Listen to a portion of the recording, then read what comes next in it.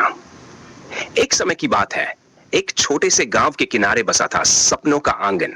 यहाँ हर घर के आंगन में एक कहानी बसती थी, लेकिन सबसे प्यारी कहानी थी रोहन और नंदिनी की।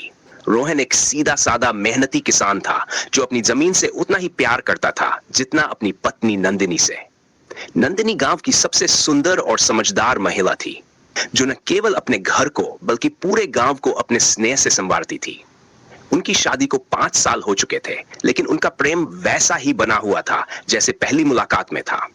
दोनों ने एक दूसरे से वादा किया था कि चाहे कैसी भी परिस्थितियां आ जाएं, वे कभी एक दूसरे का साथ नहीं छोड़ेंगे।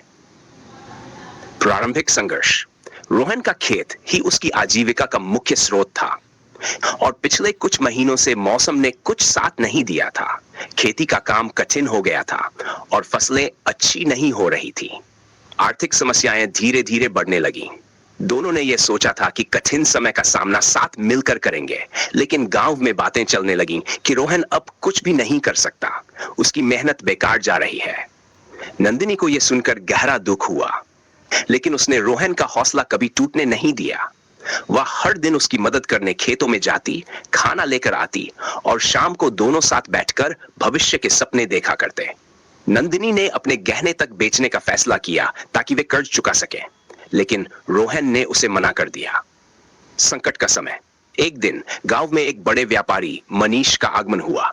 वह गांव के सभी किसानों से उनकी जमीन खरीदना चाहता था और उसने रोहन से भी संपर्क किया।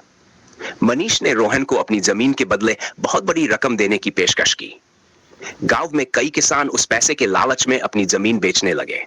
रोहन के दिल में भी एक उधेड़ बुन चल रही थी। वह नंदिनी के साथ बैठकर इस बारे में बात करता और कहता, नंदिनी, शायद ये मौका है हमारे सभी संघर्षों से बाहर निकलने का। हम कहीं और जाकर नई शुरुआत कर सकते हैं। नंदिनी, जो रोहन को उसकी जमीन से जुड़े हर भाव से वाकिफ थी, समझ गई कि यह फैसला जल्दबाजी में नहीं लेना चाहिए। उसने रोहन से कहा, हमारी जड़ें इसी मिट्टी में है। यह जगह हमारे पूर्वजों की देन है। हम इसे इतनी आसानी से छोड़ नहीं सकते। संघर्ष भले बड़ा हो, पर मेहनत का फल मीठा होता है। नए सपने की शुरुआत। नंदिनी की बातों ने रोहन के दिल में नई उम्मीद जगा दी। अगले कुछ हफ्तों में रोहन और नंदिनी ने मिलकर अपनी जमीन में नई तकनीकें आजमाई। नंदिनी ने अपने ज्ञान का इस्तेमाल कर जैविक खेती की शुरुआत की।